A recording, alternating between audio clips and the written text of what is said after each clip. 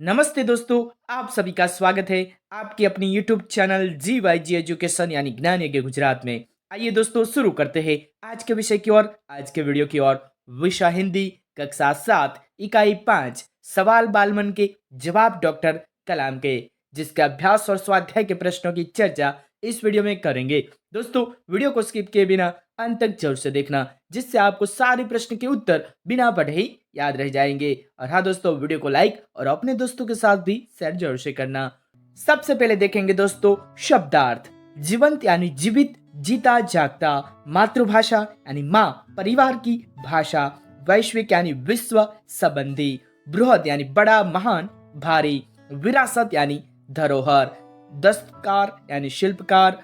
दरकार यानी जरूरत। उत्कृष्ट यानी उत्तम, श्रेष्ठ। विघ्न यानी बाधा, अड़चन। पारदर्शी यानी जिसके आर पार देखा जा सके। बहुगुणक यानी बहुत अधिक संख्या में। निष्ठा यानी श्रद्धा, विश्वास। अनुत्पादक जो उत्पन्न न करे। अति विशिष्ट यानी बहुत महत्वपूर्ण। सामरिक यानी समर या युद्ध से संबंध रखने वाला। खाका यानी ढांचा, नक्शा, मौजूदा, आलेख। प्रचुर यानी पर्याप्त। अब देखेंगे दोस्तों अभ्यास के प्रश्न की ओर। अभ्यास में देखेंगे प्रश्न 1, प्रश्न के उत्तर दीजिए। प्रश्न 1, यदि आप इन प्रश्नकर्ताओं में होते तो आप कौन कौन से प्रश्न पूछते? तो आंसर है, यदि मैं इन प्रश्नकर्ताओं में होता तो डॉक्टर कलाम से निम्नलिखित प्रश्न पूछता। 1, देश में सब संसाधन सुलभ होने पर भी अभी तक हम विकसित राष्ट्रों की श्रेणी में क्यों नहीं आए हैं? प्रश्न 2, हमारे देश में गरीब और अमीर के बीच की खाई बढ़ती क्यों जा रही है? तीसरा प्रश्न, कहीं कहीं बहुमंजिला मकान बन जाने पर अवैध बताया जाता है, जब उसका निर्माण हो रहा था तब क्या वह अवैध नहीं था? 4 नंबर, विदेशी बैंकों में जमा काला धन भारत लाने में सरकार अक्षम क्यों है? तो दोस्तों आपको इन 4 प्रश्नों में से कौन सा प्रश्न बहुत अच्छा लगा तो कमेंट जरूर से लिखना। देखेंगे आगे प्रश्न 2, डॉक्टर कलाम ने अपनी बचपन की कौन सी यादगार घटना सुनाई? आंसर है, कलाम जब 5वीं कक्षा में थे तब की एक घटना उन्हें याद है। उनके शिक्षक श्री शिव सुब्रमण्य अय्यर विद्यार्थियों को बता रहे थे कि कोई पक्षी कैसे उड़ता है। वे विद्यार्थियों को रामेश्वर के समुद्र तट पर ले गए और वहां उन्होंने विद्यार्थियों को उड़ने की क्रिया का जीवंत उदाहरण बताया। डॉक्टर कलाम पर इस घटना का गहरा असर पड़ा, इससे उन्हें विज्ञान पढ़ने की प्रेरणा मिली।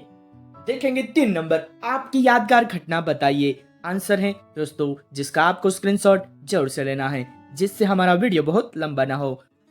दोस्तों आपके जीवन में भी यादगार घटना बनी होगी तो कमेंट जरूर से लिखना यस या नो। देखेंगे प्रश्न 4, अपना लक्ष्य प्राप्त करने के लिए आप क्या क्या करते हैं? तो उत्तर है, आज हमारे देश में डॉक्टरों और इंजीनियरों की कमी नहीं है, कमी है अच्छे वैज्ञानिकों की। इसलिए एक महान वैज्ञानिक बनकर देश का नाम रोशन करना, यही मेरे जीवन का लक्ष्य है। इसे पाने के लिए मैं अपने पाठ्यक्रम की विज्ञान की पुस्तकें बड़े ध्यान से पढ़ता हूँ। विज्ञान की अन्य पुस्तकें भी स्कूल के पुस्तकालय से लाकर पढ़ता हूँ। मैं वैज्ञानिकों के जीवन पर लिखी पुस्तकें भी पढ़ता हूँ। घर पर मैं छोटे छोटे प्रयोग भी करता हूँ। तो दोस्तों आप भी कमेंट जरूर से लिखना कि आप बड़े होकर क्या बनना चाहते हैं। प्रश्न 5, किसी को मुसीबत में देखकर आप क्या करते हैं? उत्तर है, किसी को मुसीबत में देखकर मैं यथाशक्ति उसकी मदद करता हूँ। तन मन धन से मैं उसकी सहायता करने से पीछे नहीं हटता। इसके लिए मैं अपने माता पिता से कुछ मांगने में भी संकोच नहीं करता। मेरे मित्र इसमें मुझे सहयोग देते हैं। आगे देखेंगे प्रश्न 2, परिच्छेद को शुद्ध रूप से पढ़िए और सुंदर अक्षरों में लिखिए। तो दोस्तों ये पैराग्राफ को हमें पढ़ना है और सुंदर अक्षरों में लिखना है। अब देखेंगे प्रश्न 3, बचपन में हमें किस भाषा को प्रमुखता देनी चाहिए, मातृभाषा या अंग्रेजी, क्यों? उत्तर है, बचपन में हमें मातृभाषा को महत्व देना चाहिए। मातृभाषा माँ की भाषा है। माता की गोद में हम उसी में सोचना विचारना सीखते हैं। सोचने विचारने की भाषा ही हमारी अभिव्यक्ति की भाषा हो सकती है। मातृभाषा में हम अपने हृदय मन के भावों को सरल और प्रभावी ढंग से प्रकट कर सकते हैं। इसलिए बचपन में हमें मातृभाषा को ही महत्व देना चाहिए। अंग्रेजी विदेशी भाषा है, उसे पढ़ने सीखने में बहुत प्रयत्न करना पड़ता है। उसमें प्रवीण होने पर भी अपने हृदय के भाव हम उसमें असरकारक ढंग से प्रकट नहीं कर सकते, इसलिए अंग्रेजी भाषा मातृभाषा का स्थान नहीं देना चाहिए।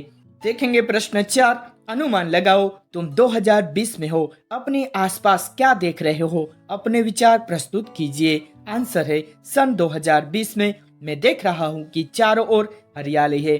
पिछले वर्षों में वृक्षारोपण की प्रवृत्ति में तेजी आने से यह संभव हुआ है।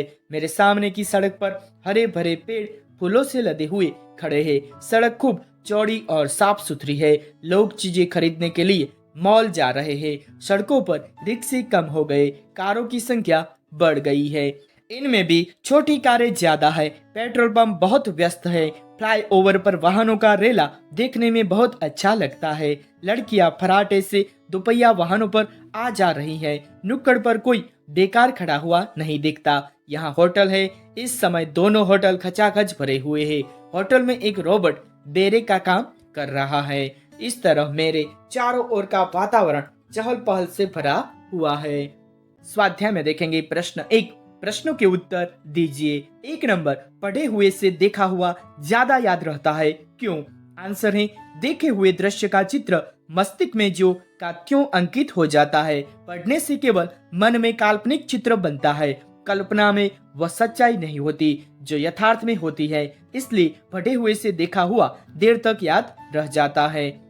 आगे देखेंगे प्रश्न 2, भाषा के विषय में डॉक्टर कलाम ने क्या बताया? आंसर है डॉक्टर कलाम ने माध्यमिक शिक्षा की पढ़ाई मातृभाषा में की थी। कॉलेज और आगे की शिक्षा में उनकी पढ़ाई का माध्यम अंग्रेजी भाषा थी।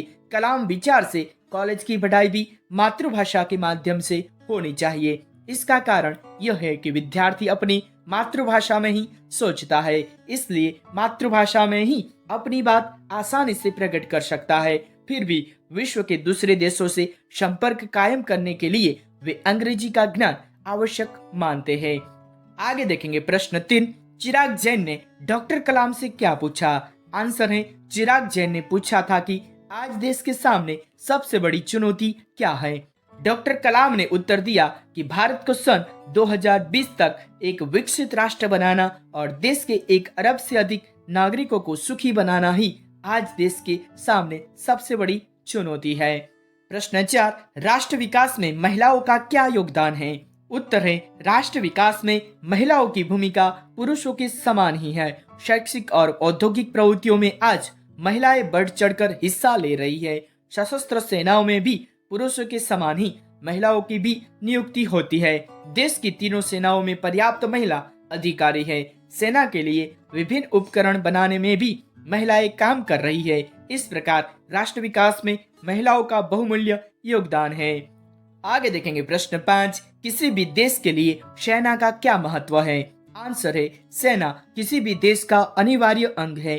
सेना शत्रुओं के आक्रमण से देश की रक्षा करती है। देश में कहीं विद्रोह होने पर सेना उसे दबाती है। देश में आतंकवादी घुस आए हो और पुलिस उनसे निपटने में सक्षम न हो तो सेना के जवान ही उनसे निपटते हैं। देश में कहीं भीषण बाढ़ या भूकंप आया हो तो सेना संकट में पड़े लोगों को सहायता करती है। इस प्रकार बाहरी या भीतरी संकट में सेना ही देशवासियों की रक्षा करती है। आगे देखेंगे दोस्तों नए प्रश्न की ओर। प्रश्न 2, मुहावरों का अर्थ देकर वाक्य में प्रयोग कीजिए। 1 नंबर, जी तोड़ मेहनत करना यानी बहुत मेहनत करना। वाक्य है यह धंधा जमाने के लिए पिताजी ने जी तोड़ मेहनत की है। 2 नंबर, महारत हासिल करना यानी योग्यता प्राप्त करना। देखेंगे दोस्तों प्रश्न 3, रूपरेखा के आधार पर कहानी लिखिए। तो दोस्तों हमें कहानी का निर्माण करना है, तो कहानी का टाइटल होगा ना समझी और जल्दबाजी का नतीजा। देखेंगे दोस्तों कहानी। एक गांव था, उसमें एक छोटा सा ब्राह्मण परिवार रहता था। ब्राह्मण, ब्राह्मणी और एक बच्चा। ब्राह्मणी ने एक नेवला पाल रखा था। नेवला जितना हट्टा कटा था उतना ही स्वामी भक्त भी था। एक दिन ब्राह्मणी नाले से पानी भरने के लिए बाहर गई। घर में उसका छोटा बच्चा अकेला था, वह पालने में सो रहा था। ब्राह्मणी ने नेवले को समझाया था कि वह बच्चे का ध्यान रखे। उसी समय एक सांप घर में घुस आया। वह पालने में सोए हुए बच्चे की ओर जाने लगा। नेवला सांप को देखते ही तेजी से दौड़ा और सांप पर टूट पड़ा। सांप को मारकर वह घर से बाहर आया। उसी समय ब्राह्मणी पानी भरकर लौटी। उसने दूध से नेवले का खून से लथपथ मुंह देखा। उसने सोचा कि उसकी गैरहाजिरी में नेवले ने उसके बच्चे को मार डाला है। वह एकदम आपे से बाहर हो गई। उसने पानी से भरा घड़ा नेवले पर पटका। नेवला वहीं ढेर हो गया। ब्राह्मणी जब घर के भीतर पहुंची तो उसने देखा कि उसका बच्चा चैन से सो रहा था। उसके पालने के पास मरा हुआ सांप पड़ा था।